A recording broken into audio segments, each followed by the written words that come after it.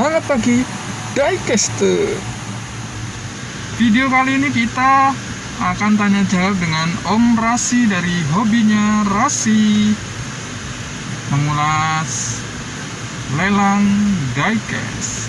Pengalaman Om Rasi yang sudah sering melaksanakan lelang diecast. So, tonton terus video ini.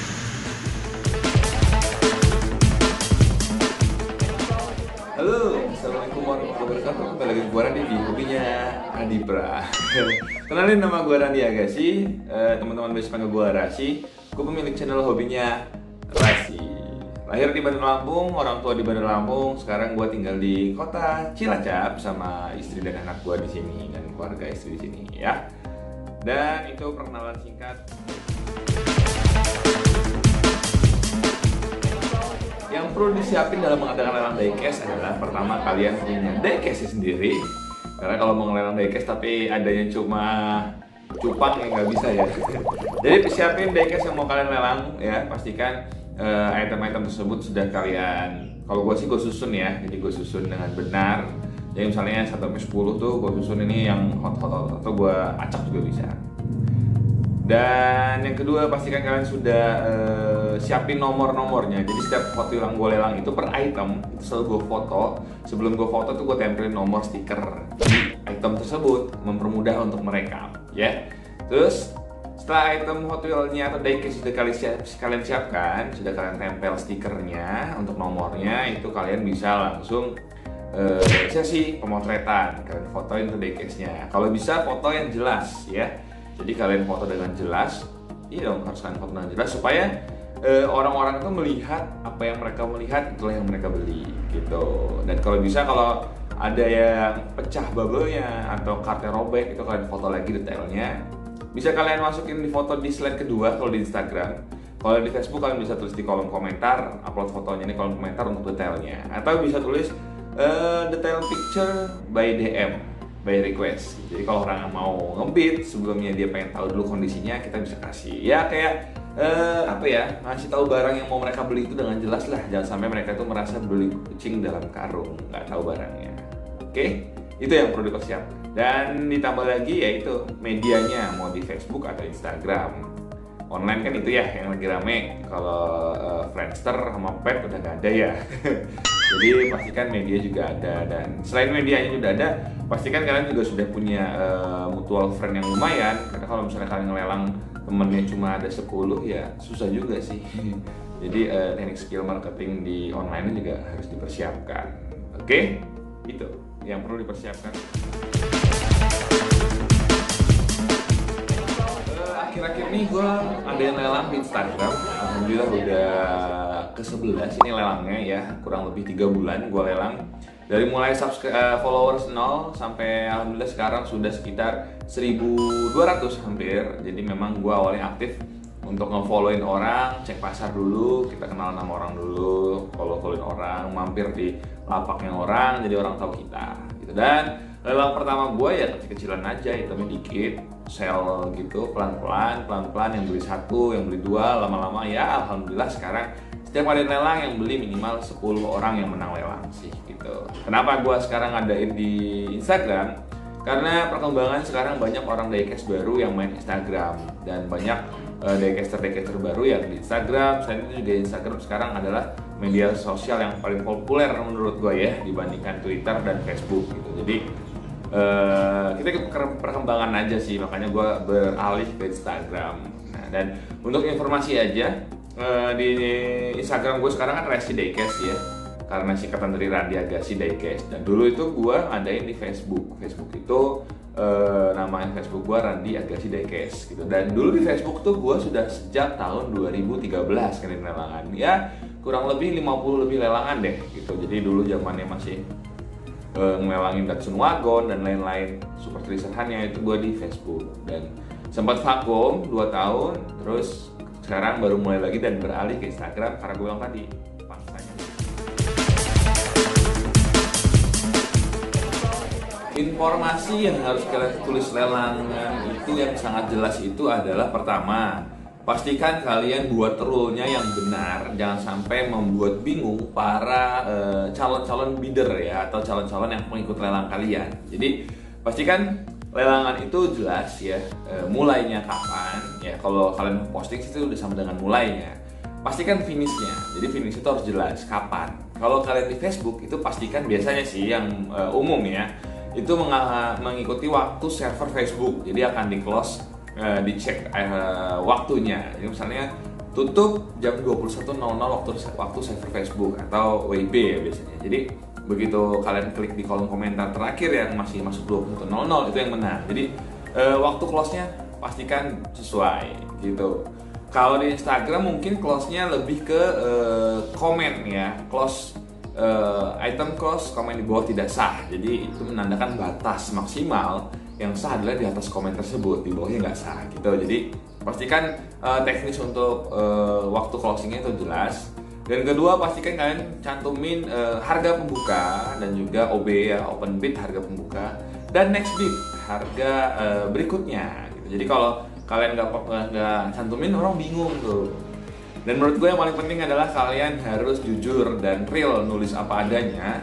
Kalau memang itu cardnya bubble yang nggak mulus atau memang robek atau bubble pecah, kalian tulis di kolom komentar deskripsinya bahwa item itu dengan kondisi seperti itu gitu. Dan juga kalau gue pribadi, gue selalu mencantumkan juga untuk ongkos kirimnya, atau gue tulisin bahwa pengiriman dari kota Cilacap menggunakan Tiki saja, tidak marketplace dan tidak pakai pengiriman lain. Karena gue rasa untuk memudahkan gue yang kerjasama dengan Tiki, dengan pihak Tiki gitu. Karena kalau gue pribadi bisa ngirim ke semua pengiriman, gue akan kesulitan saat gue cuma ngirim satu, gue antar ke JNT misalnya, gue kirim satu lagi ke JNE, satu lagi. Jadi gue lebih baik pakai yang sudah kerja sama gue, karena bisa di pick up langsung oleh yang bersangkutan gitu.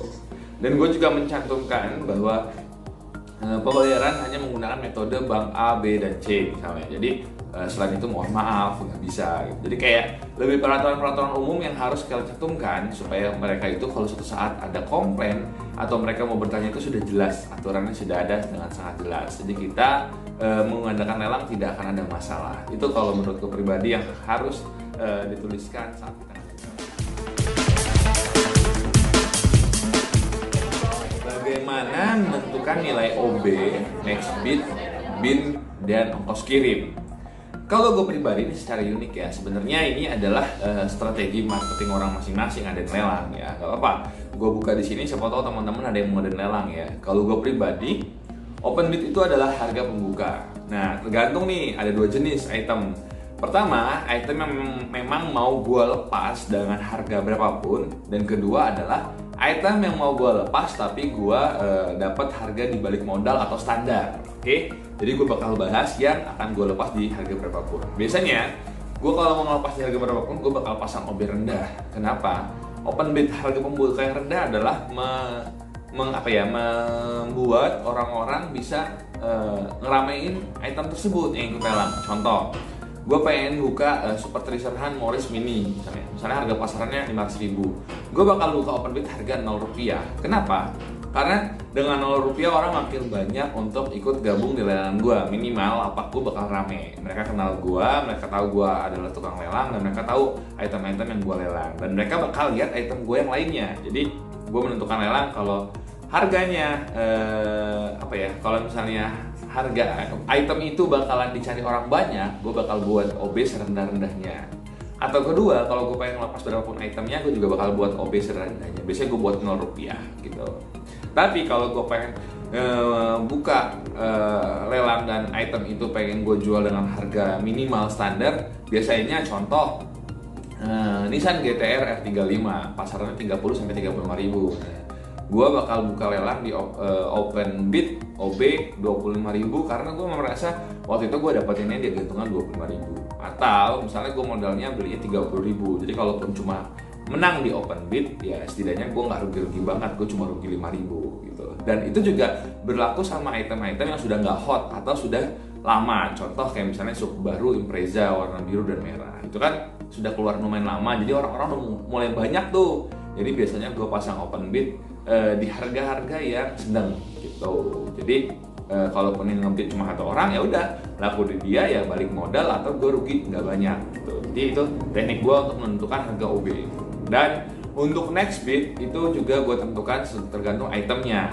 Untuk item-item yang kelas premium yang gue open bid harganya Rp0 kayak Super Treasure Hunt, premium dan lain-lain, biasanya gue bakal kasih next bid di harga kelipatan 5.000 gitu. Tapi kalau yang reguler open bidnya 15.000, gue nggak mungkin kasih next bid 5.000 karena saat gue buka open bid 15.000 dan ternyata item itu cuma pasarnya 22.000, 23.000, nggak mungkin dong gue pasang di next bid 5.000. Jadi kalau udah 15 OB, orang next bidnya 20, udah. Jadi item itu cuma rame di 2 orang atau 3 orang yang ngebid gitu. Jadi supaya jangkanya agak panjang dan mereka rame, gue bakal buat next bid ya kira-kira dari OB ke bin itu gue bagi 5 lah selisihnya. Itu gue.